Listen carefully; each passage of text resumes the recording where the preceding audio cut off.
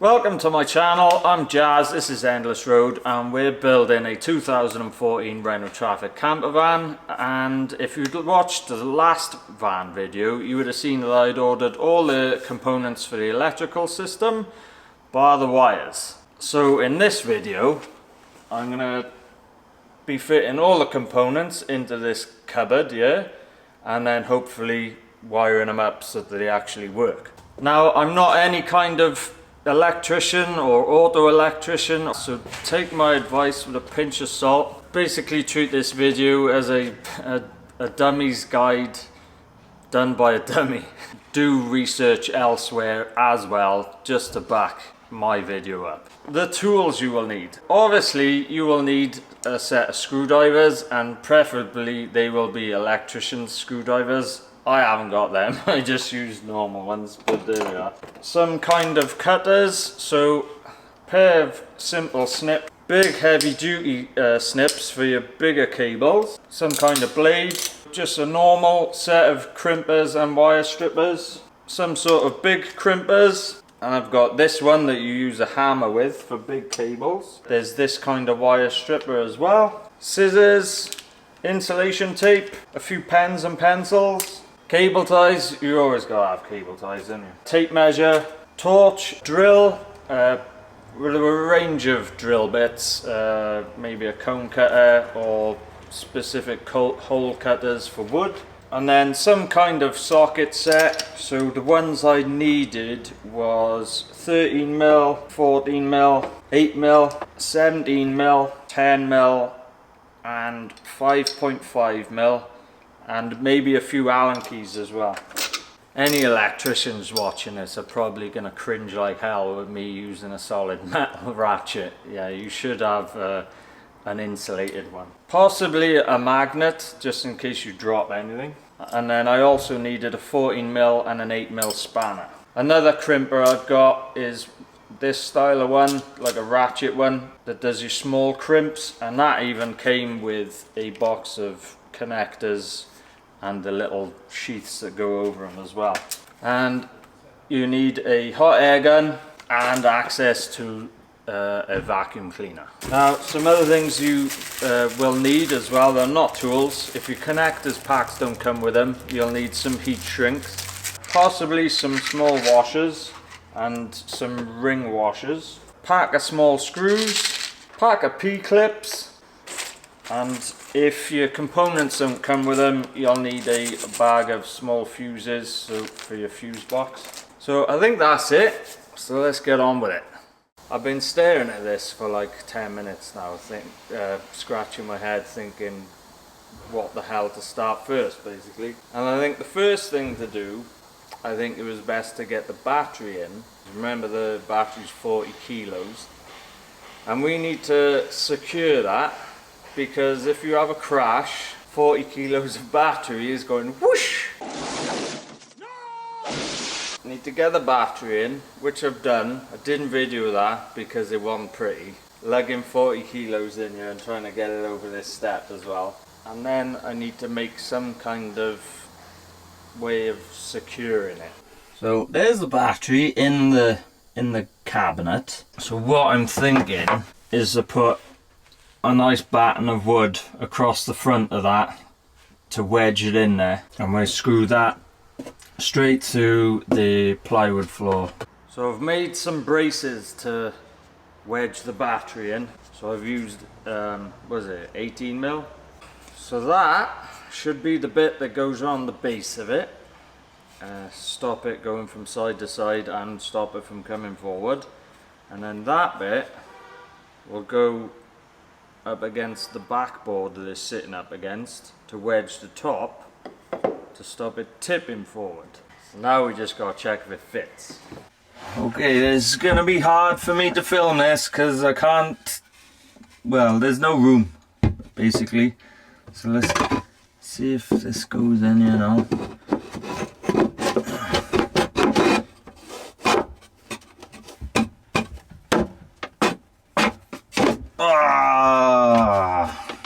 And then the top bit, and I've already pre-drilled the top bit for a bolt to go, well, 2 bolts to go through.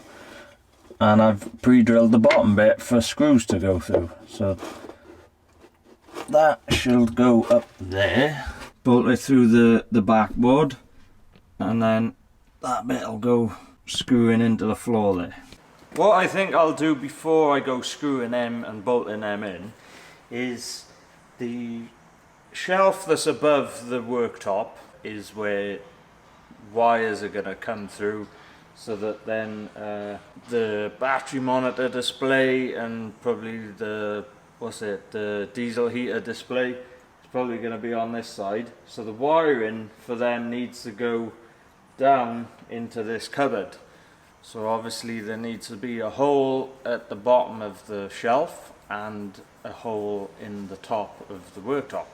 Now that's going to create sawdust going down into that cupboard. So I don't want to be screwing that in for then the sawdust and stuff to go down in the nooks and crannies around it. So I think I'll cut that out first, those two holes, and then once that's done, then I can secure those brackets that I've just made and secure the battery in. Right, I've drawn out a hole on here, and I've also drawn a little where I want to cut out by there for wires that come down this pillar. Right, so that's my slot for the wires to pass through, and a little one at the back there as well.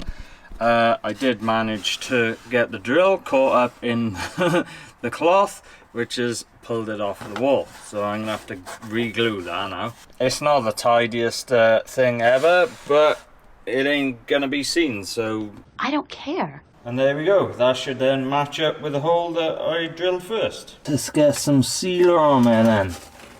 Again, this is gonna be hard to video.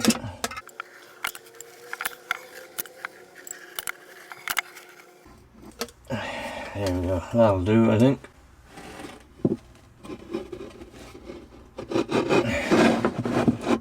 Can we do it without getting it all over our hands?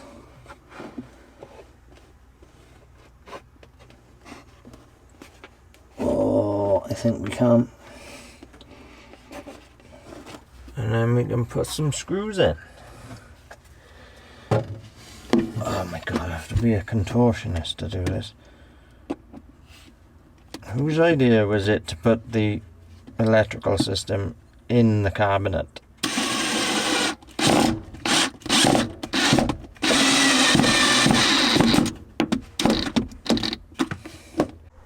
There we have it. Bottom bracket is all screwed and bonded, and top bracket is bolted in. I think I used M8, is it?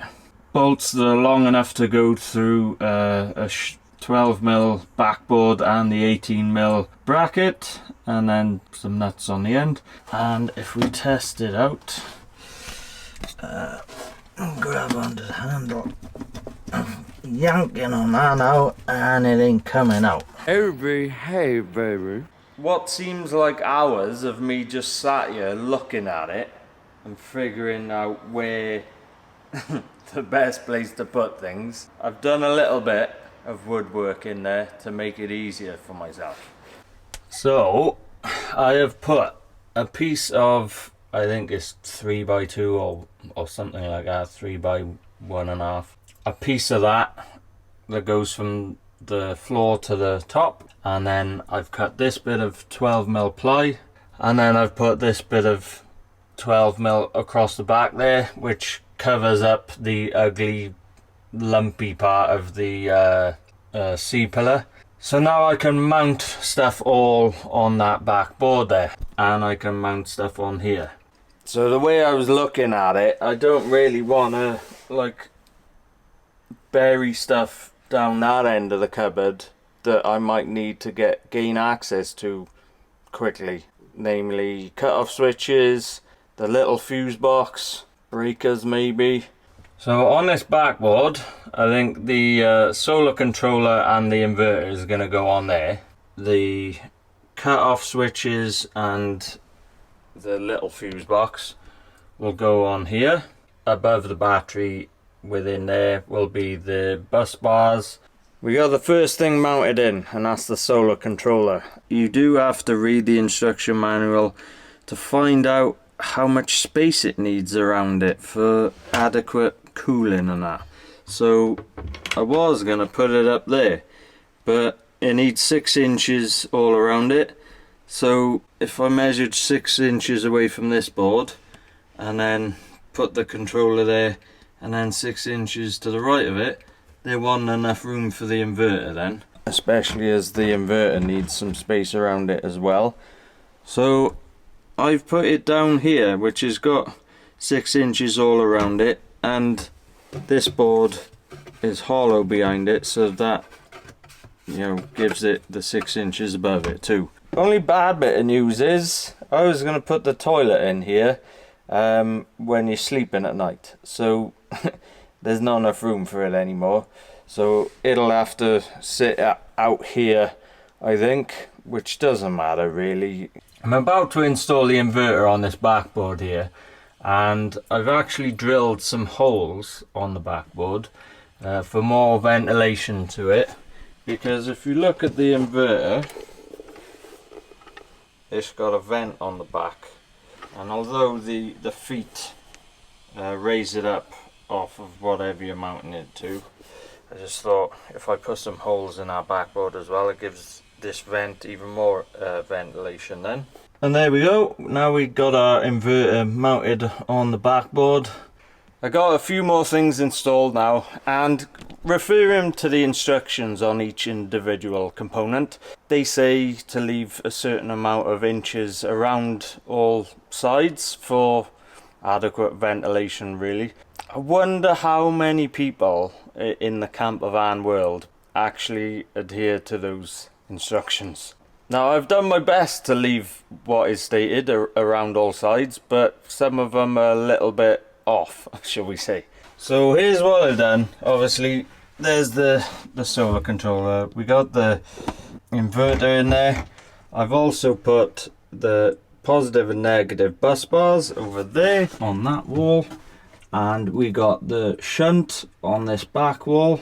On this divider I've put the ancillary fuse box, and then on this wall I've got the battery to the battery charger. That one has got the adequate space all the way around it, so is the inverter. Now the battery to the battery charger states it's got to have, it's nigh on 6 inches all the way around it, 150mm. I've got that at the top, I've got it at the bottom, but that side is 5.5 inches and this side is 5. What do you think? I think it'll be okay, because we got more than specified at the bottom. And then I've pretty much done mounting the entire system in here now, apart from like the ancillary stuff. So yeah, we got the cut-off switch for the main system there. That is the breaker for the 12-volt fuse box. Breaker there for the solar system there as well. We got a mega fuse there for the whole system, and then we got cut-off switch up there for the inverter and a mega fuse for that as well. And then for the battery charger we got the Diddy fuse above it up there. The other fuse for that I'm pretty sure needs to go as close as possible to the starter battery. We got the solar cable coming through the hole in the roof. It goes, well, I've got it cable tied to some, I think it's the aerial wire in there, just to stop it flapping about. Then it comes along here and it's cable tied to this bracket. Runs along the roof batten then, and I've got a P-clip up there, then another one, and then one on the end, and then it comes down the C-pillar down into the electrics cupboard. Now what I've also done, we got the wiring for the rear spotlights, the exterior ones. The wire there is for these two wires for the fan. There's a P-clip in the corner that's obscured by hanging down wall at the moment. Another P-clip there, then another one. Two in the corner, one up there, and then it tucks behind the batten and also comes down the C-pillar, courtesy of 3 P-clips, goes into the electrical cupboard. And then also coming down this C-pillar is the spotlight wiring. That is all of that there at the moment. We need to trim it back. I've just chucked it in there for now. Obviously where the shelf is going, there's stuff that I need to mount onto the front of that then goes down this slot in the worktop here to go into the electrical cupboard. And that stuff would be the 240 volt sockets, the USB sockets, the Renogy inverter switch, the diesel heater switch, and then we got the Renogy battery monitor by there. Now, the reason why I've taped all this out is because that is where I can basically cut holes in, because up here is shelves. This area is the bottom one, which is, well, it's just like a cubby hole, but it has on the other side a panel covering it, so you won't see any of the wiring for this lot. So that's why it's got to be here rather than up there, because you don't want to see wiring within your shelves. So what I have to do now is draw around this lot, so then I can cut some holes in it so they can all sit in. Also, the way I've orientated them, you don't really want this at the bottom, because you need to account for the wiring. If you put it at the bottom, the wiring would be curled over because of the worktops. You don't really want that, so that's better to go at the top. The USBs doesn't really matter because they come outwards rather than downwards. And then these 2 displays, you really want them out towards the middle of the van so you can see them clearly, because if they were over there then you'd have to reach over the worktop to look at them. And then that one is just in the middle, and I've mounted it vertically because it's got a nice amount of space around it then. Okay, they're all cut out. Let's see if I cut them right. So that one goes in there, and then that goes over the top. USB that way. Inverter wire, inverter switch.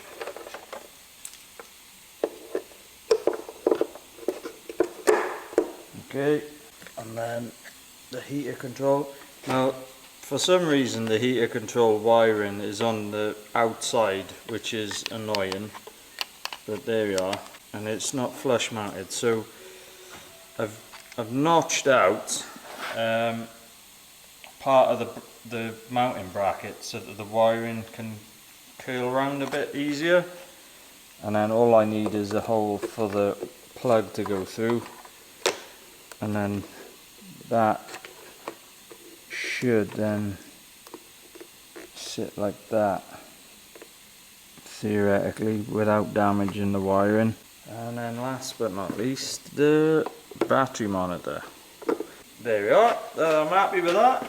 Once I've figured out roughly where my components are going in that cupboard, I need to string out my wires, so then I can roughly work out what lengths of wire I need to order, but most importantly what thicknesses I need. The reason why you need to do that, you may ask, is because if you don't spec a certain component up with the right size wire, then it could then pump too much current through it, and you guessed it, a fire could start. And the way you do that is, like I said, get a piece of string, work out your rough path for the wire, cut it, and then there's your wire length that you need, so you know what to order. But then on the internet, or in numerous books out there, there is handy graphs and tables that you can refer to. So once you know what size current each component of your system is going to be drawing, so you need to look at the specs of each component for that. Match that up on the table or graph. You know the size of your wire that you need because you've strung it out, and then those two match up, and that gives you your wire thickness that you need then. Now another important thing before you go jumping on the internet and starting to order wires, you need to know which type of wire you need as well. So you can't just go ordering wire that you would use in a house or a building, because that is normally just like a single core of solid wire. That's no good for vehicles. Vehicles are bouncing up and down and moving all about. That could then, over time, could wiggle about and then ultimately snap. So what you need is, I forget the term for, I think it's called multi-core. So basically it's loads of strands of wire. So if one snaps, you got tons of others to carry on the circuit. And it's more bendy than the stuff you use in a house as well, which is easier to route through the camper van. And like I said in my last video, I did a rough wiring diagram, so I suggest you do the same, so you know which components you got in your system, and then yeah, have a look on the internet and stuff like that. Basic rule of thumb, in between each component you need a fuse or a breaker, between every single thing. So that's just the safest way to do it. And because you've worked out the size of your cables and you know what ampage each component is putting through them, you can then work out your fuse sizes or breaker sizes. So basically the way that is recommended is you add 25% onto the size of the current that's going through the wires, and then that should then be your fuse size. And as long as that fuse size is below the capable rating of the cable, you're safe. Because if the fuse size is higher than the cable, your fuse ain't gonna blow, your cable is, and you don't want that. The next thing you need to order is connectors. I suggest getting packs of just all assorted sizes. So they're called, I think, lug connectors, and basically they got a hole in the end, ring terminal end. They come in different sizes for different applications, and then obviously the ends that the wire come in are different sizes for different size cable. Top tip for you guys, when you've drawn out your basic wiring diagram and you've worked out all your cable sizes, and you can see how many cables you need and stuff like that, from the diagram you should be able to figure out how many connectors you need. Dumbass by ear didn't. But I thought I was well prepared, so I brought like these boxes of heat shrinks and connectors, and then I thought, well, that might not be enough, so I'll buy 2 of them. Still wasn't enough, was it? For the big connectors, for the 35mm cable that I'm using, wasn't enough of them, was it? Once you've drawn out your diagram, try and figure out how many connectors you need, and then you know how many to order. You can see when you're ordering how many of each are in the packs. Obviously, because they're bigger, there's less of them ones in the pack. The cut-off switches, they use big, I think they're M10 or something, big bolts inside them, so you gotta have big holes on the connectors. The more cut-off switches, the isolator switches you got, the more of them you need. Right, I think we're on to the next step now. We've had a delivery and we got a shitload of wire turned up. So we got some 16mm there,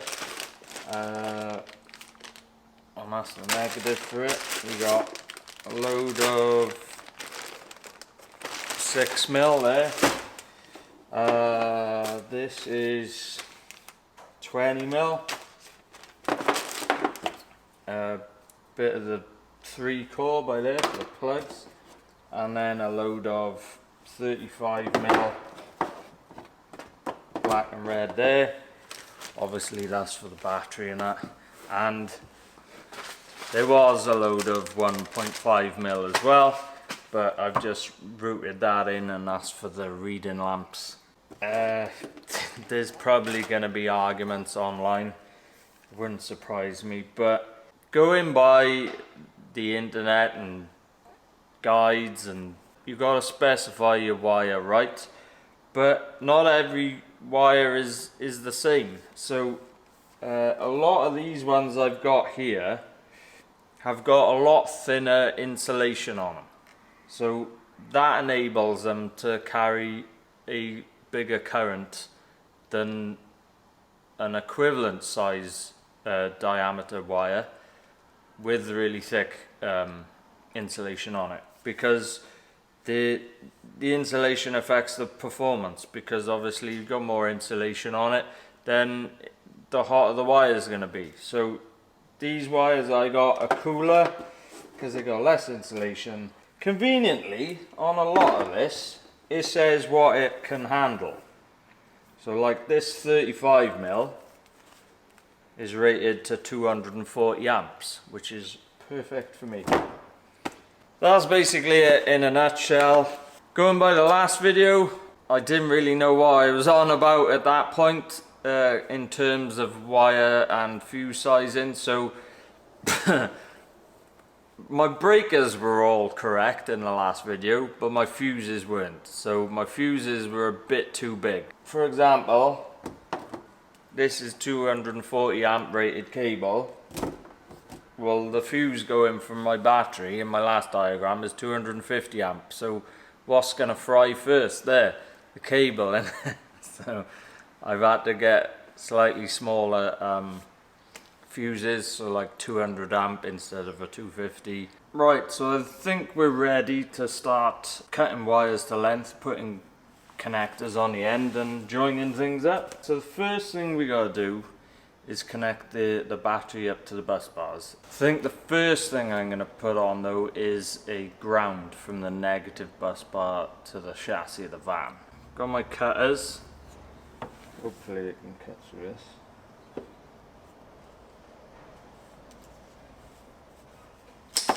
Oh, there they go, good.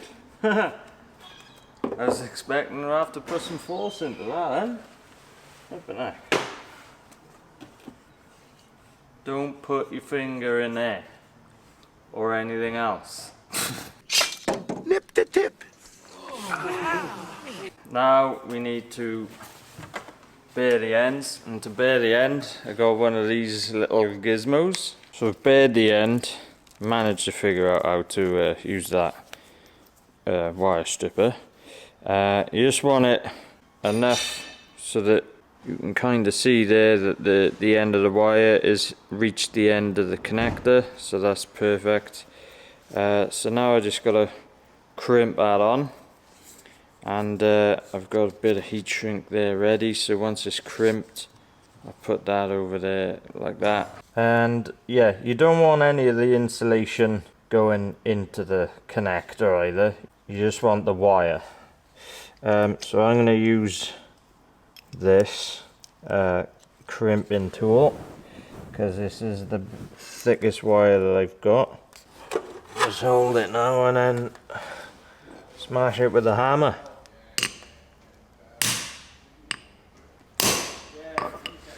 Hopefully that works. Right, not as neat as I'd want it, but it's my first go and it's on there, it ain't coming off. So it works, but I think we gotta practice a little bit more with that. Right, so we got a crimp. Now we gotta protect it a little bit better. Put heat shrink over it.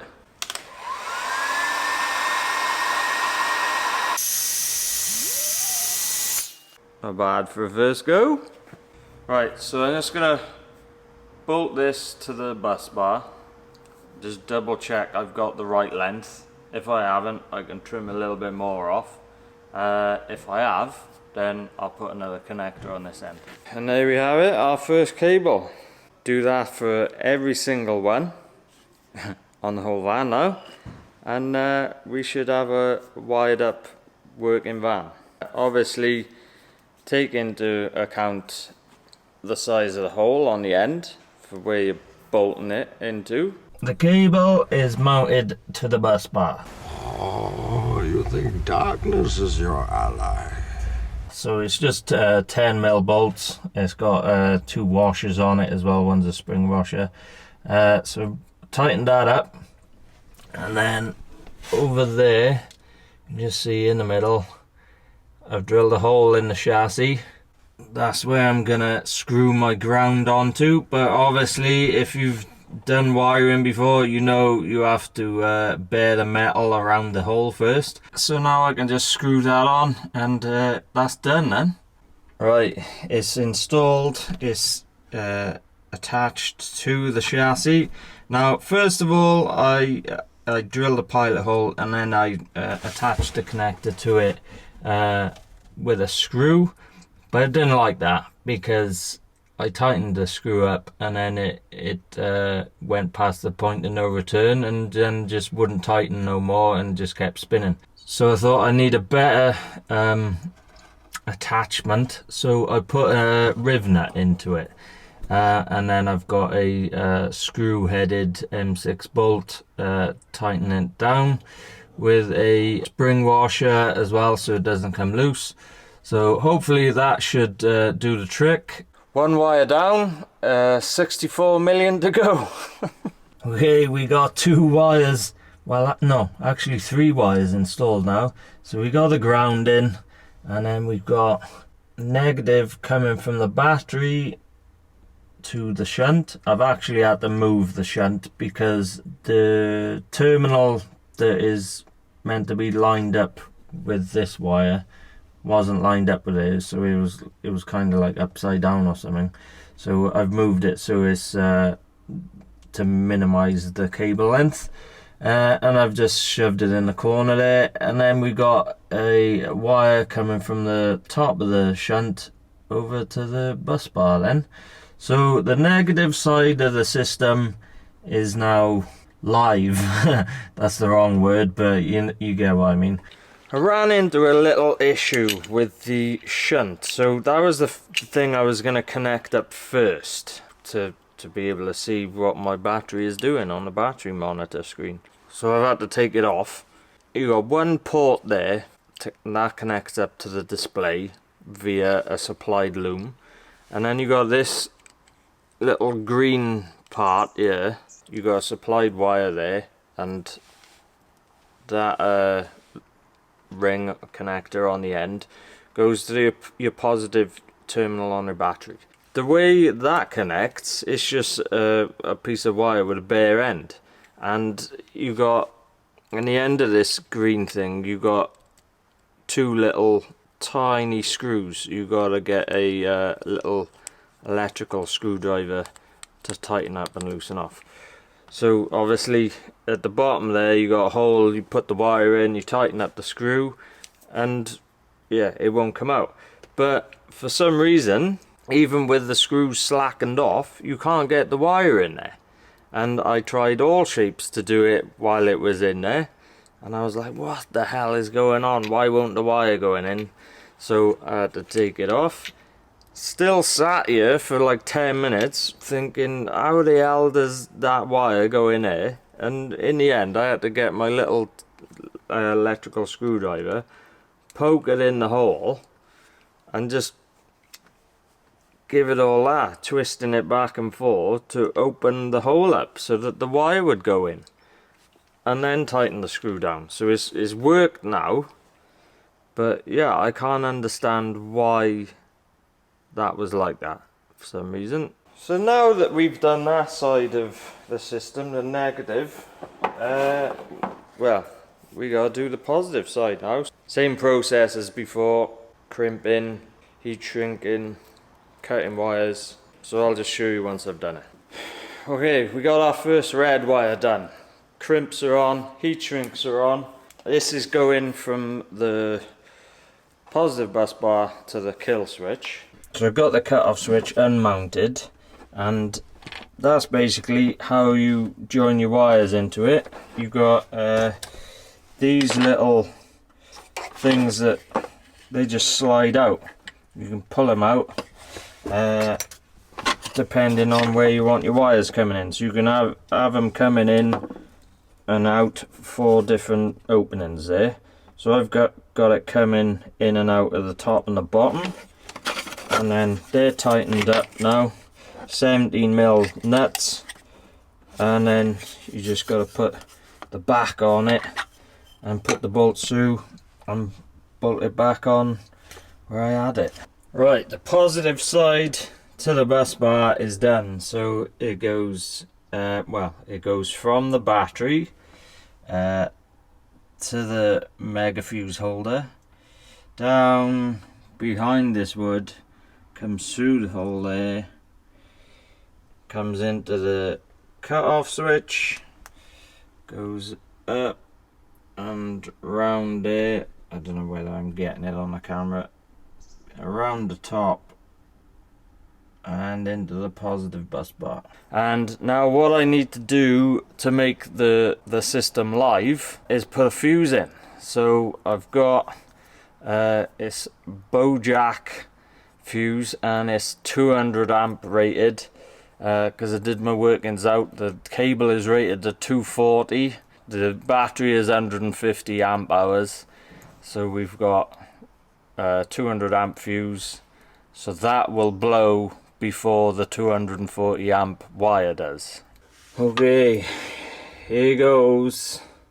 I don't think there's any preference of which way it goes, so let's there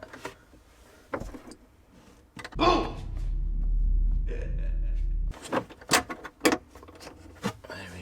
I don't know why, but they give you 2 washers. What's the point in that? And then you've got a spring washer as well, and then a nut.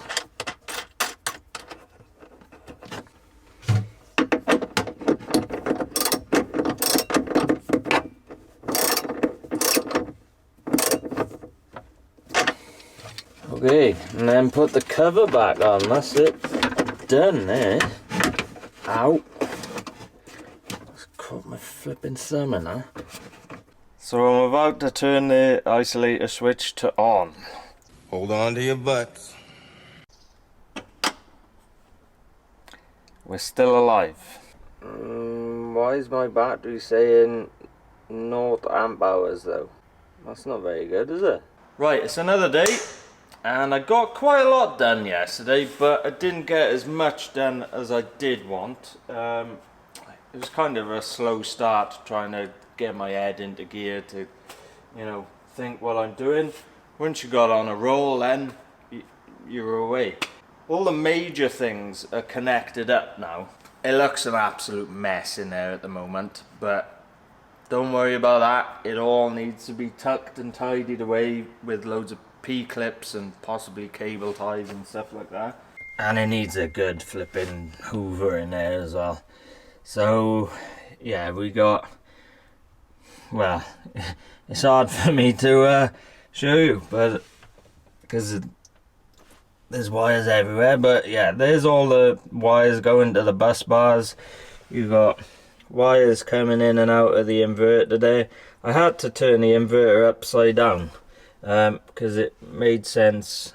I couldn't get to these flipping cables when they were that end, and that end is where the wires to go to the plug sockets will go. So it makes sense to make them a little bit shorter, because I only got to plug it in. I got wire plug on the end, and the wire for the remote switch got to go on that end as well. So yeah, it made sense to have the isolator switch and the fuse within easy access by here rather than tucked in the corner. We got the solar controller there. We got the wires coming out at the bottom of that, going into breakers and cut off switches, and then we got breakers going to the solar panel. We got the fuse box there. We got the wires for the battery charger going to the bus bar, and then we got all this stuff here. which is coming down via the corner over there. That all needs to go to the fuse box basically.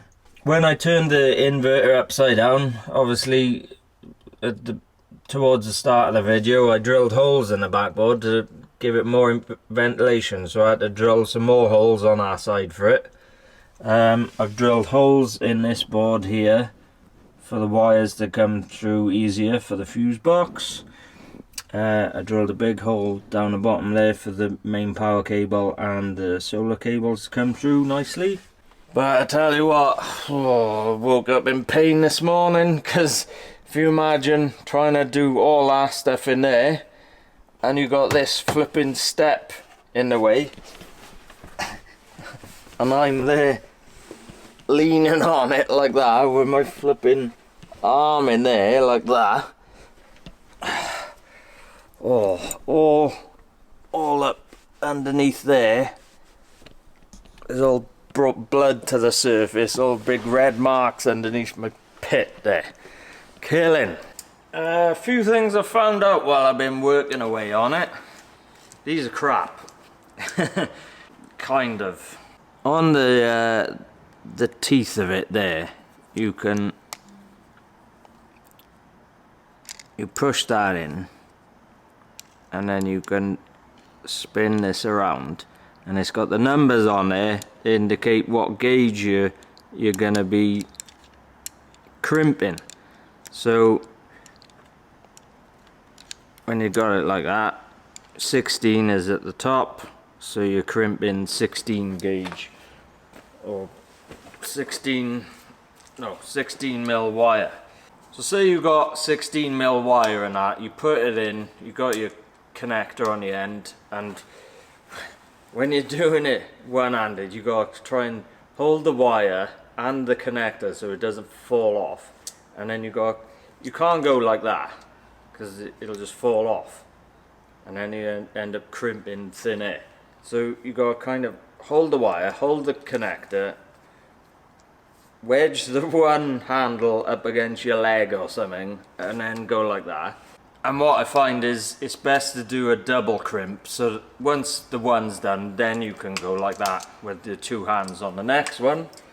But if you do it according to the numbers that are on there, so you got 16 mil wire and you set it to 16, even with a double crimp, connector just comes off. It's crap. So you have to put it down to the next one down, which is 10. And I've done it then. Some of them with like ones like this, the more heavier duty style, it worked on them. But this pack of copper ones that I've got, although I think they're copper as well, they're just plated in tin, but the actual wall thickness is thicker on them than these. When I've done them ones, even with going down the size on the teeth, it still came off. I can't stress this enough. When doing the crimps, once you think you've done it, give it a good yank to try and get it off.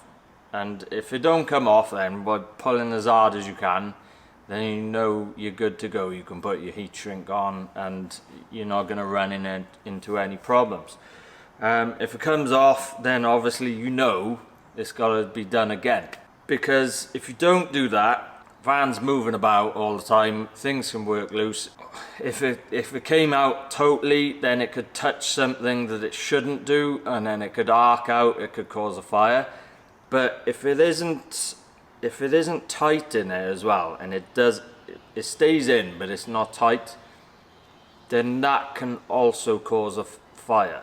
I don't really know how to explain it. I don't know about it fully, but my mate who's an electrician gave me a brief rundown about it, and it can basically arc out within the connector, and then it kind of does a vicious circle. It arcs out and then it like increases, and then it arcs out again because of that, and then it increases, something like that. Anyway, it just keeps getting worse and worse as it's going, and then you got a fire going. Yeah, creates a spark or whatever, or heats up. So you don't want that, whatever it is. Whatever I'm trying to explain there, you don't want it. So make sure your things are crimped fully. But yeah, I found out sometimes after doing this, I either had to then, after I double crimped it with the smaller size, I still had to then put it in this one, or if the connector or the cable was small enough, then I could put it in these ones, give it strength of 10 bears, and put it in the, not in the like the concave bit, but in the like the teethy bit, and flipping, yeah. Then I found out it worked. Now, if I was gonna do it all over again, I probably wouldn't buy these. I'd just go out and buy the hydraulic ones, because that would probably cure all of that. And then one more thing, I still don't know if I've done this properly. I might get my mate who's a solar engineer to have a look.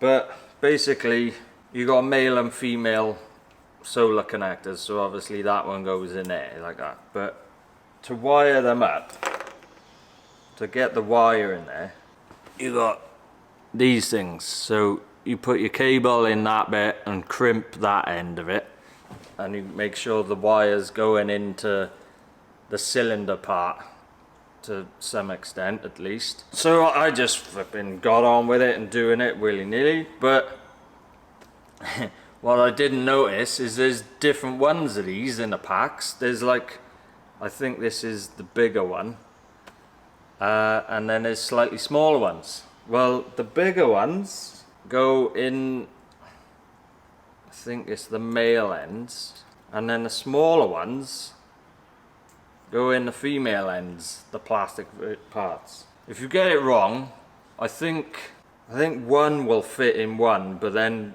you try and get the, if you've done it wrong, if you try and get the one in the other one, then it won't go in. And that's how I discovered that. So I wasted a few there. Before you start crimping, try and figure out which ones are the metal ones fit in which ones are the plastic ones, basically. Otherwise you'd be crimping them, and then you've done it wrong, and then you might have run out of the metal things then, and then you're in the shit. But yeah, tools wise, I found that was really good. These cutters are flipping awesome. That thing to strip the wire pissed me off. It'll only do big cable, it won't do like 6mm cable, is too small for it. But you gotta kind of concentrate while you're doing it, because if you just go like that, you end up getting a turkey twizzler. It'll do a spiral. So you gotta kind of like, as you're winding it, push on it, so it's like keeping it in. Electricians are probably watching this going, what the hell is he on about? It's easy. Shut up. But this is for complete beginners like me, who've never done a wiring system before. That's what I found. You gotta, right, is it gone in the same slice? Yeah, we're still okay, and yeah. And then you can keep on going once you've done a groove all the way around, and then you gotta listen out for it to the blade hitting the wires then, and then you know you can stop. Another top tip to work out your wire lengths is to fit whatever you're connecting. You don't have to like proper bolt them on or anything, you just place them on it. So say you got one thing here and one thing here, you want to connect it up with a wire. Well, put a connector on it like that and put another connector on it, and then you know then that from there to there is your wire length. So it just helps a little bit, that's all. So I think before I switch the system on, I think I'm gonna tidy all that up, because there's wires hitting my head and everything in there. Right, it's as tidy as I can get it. bar the wires that are coming down in that corner to go to the fuse box. I haven't done anything with them yet. So everything's been P-clipped, or if there's a small wire running next to a big main wire, then it's cable tied to it.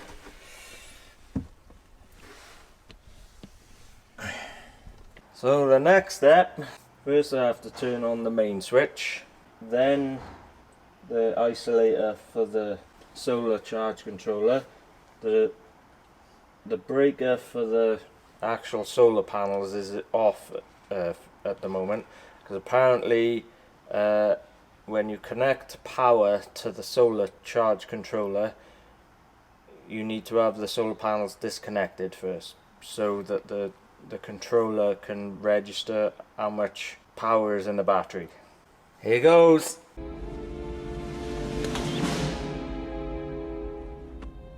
Submarine Stingray. Right, that system's live. Now let's do the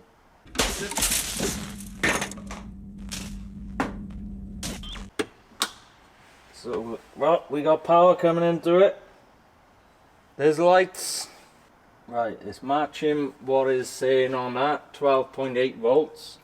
I think now it's a case of flicking the breaker so the power comes through the panels. Does anyone know if, because I got all the unit lights on at the moment, but there is skylights, so there is daylight coming in here, but if LED lights are above the van, will that charge the solar panels up as well? I don't know, let me know. Right, let's flick this.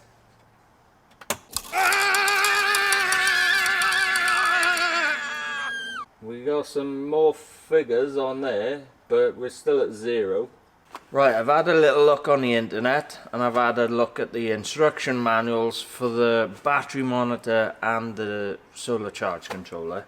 What I wanted to know is if the leisure batteries come fully charged when they arrive, and it kind of says on the internet that when you receive a battery, then you should put it on charge at first. But then also what I found out is that if your reading is like 12.6 volts or more, then it's fully charged. Well, according to the battery monitor, when I first plugged it in, it was reading 12.7, 12.8.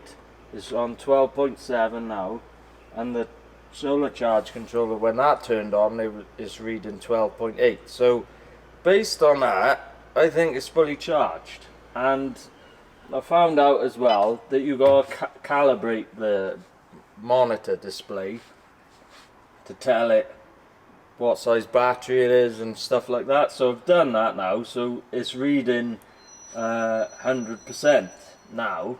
It's using 0.61 watts and 0.04 of an amp at the moment. So I'm guessing that is because this is the solar charge controller is turned on and the battery display monitor thing is turned on, and that's the current they're using.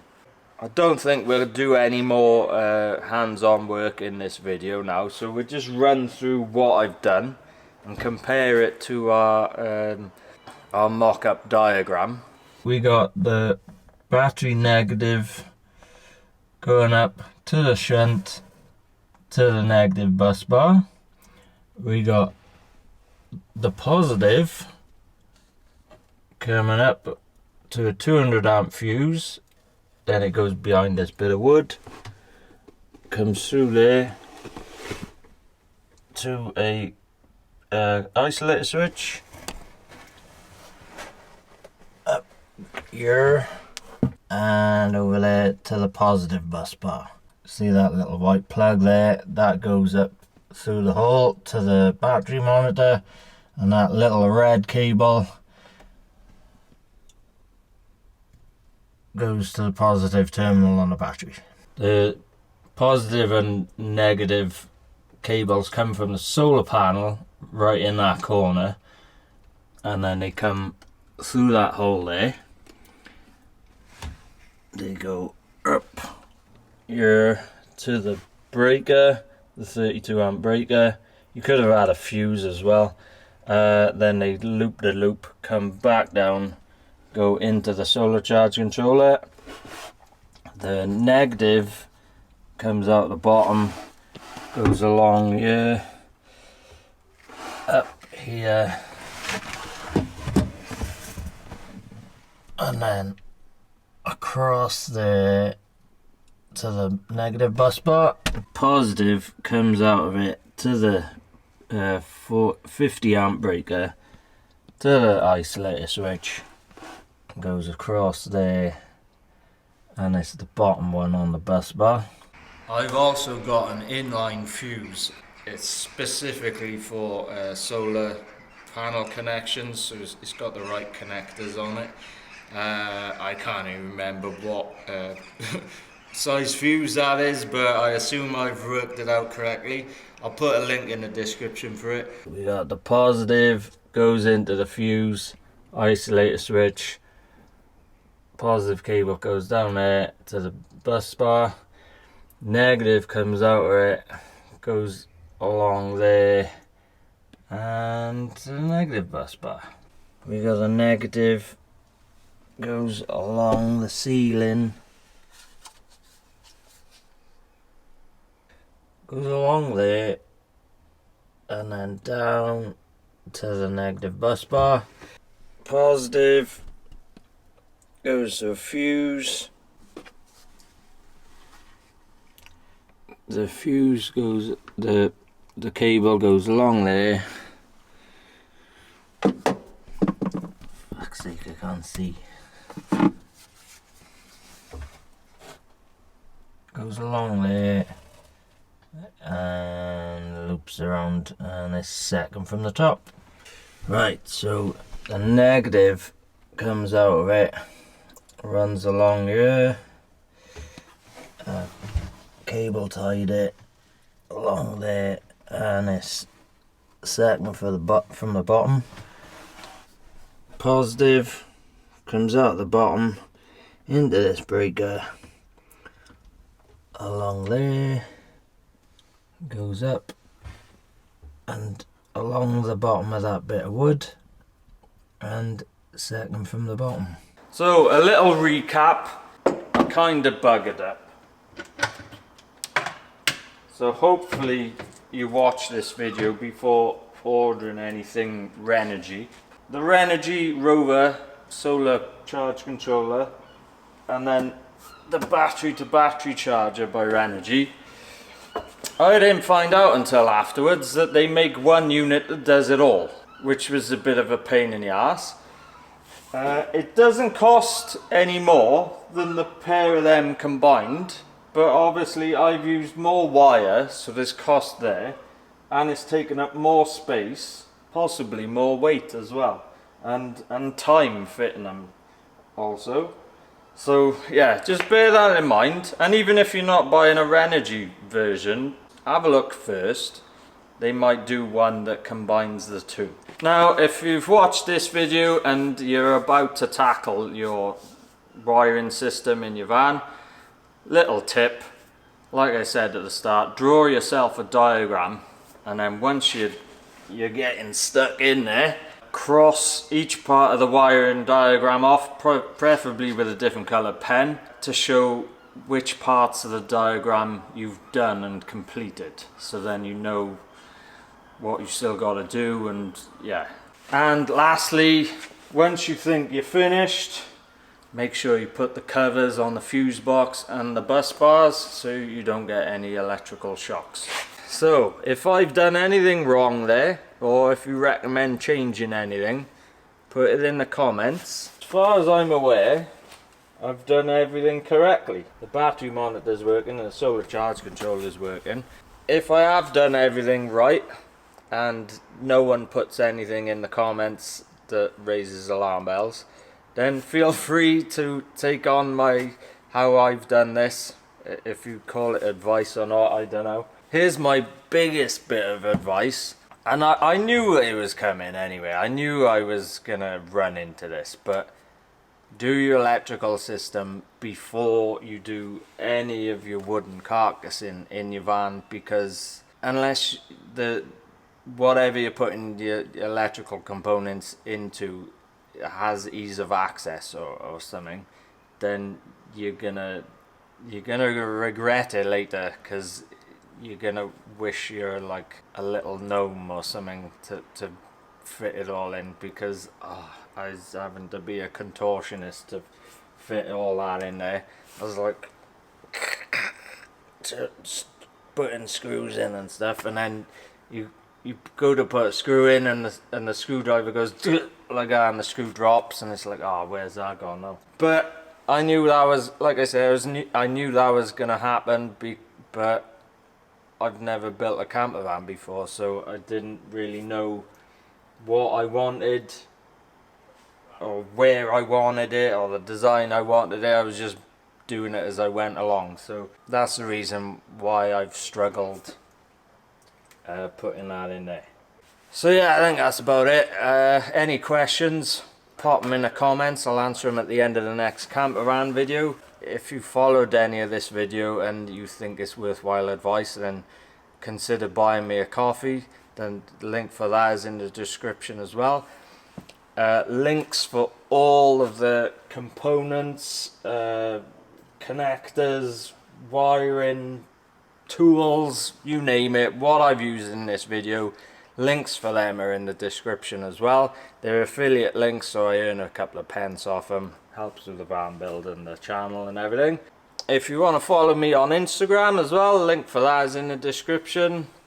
And if this is the first video of mine that you've seen of the camper van, then there's numerous videos before this one. It's taken me a little bit of time to do this van build, but there we are. So yeah, have a look. There is a playlist. You can catch up on all the previous videos of the van as well. Now that we've got all that in, it shouldn't be too long now before we can get the van up and running. Go out for a trip in it. So I think the next video will piggyback off the end of this one with the electrical system, and I'll be connecting all the like 12 volt ancillary stuff into the fuse box. So lights, ambient lighting, USBs, fridges, shit like that basically. So I guess that's it. I'll catch you in the next one. I'm gonna go put an ice pack on my side because it's killing.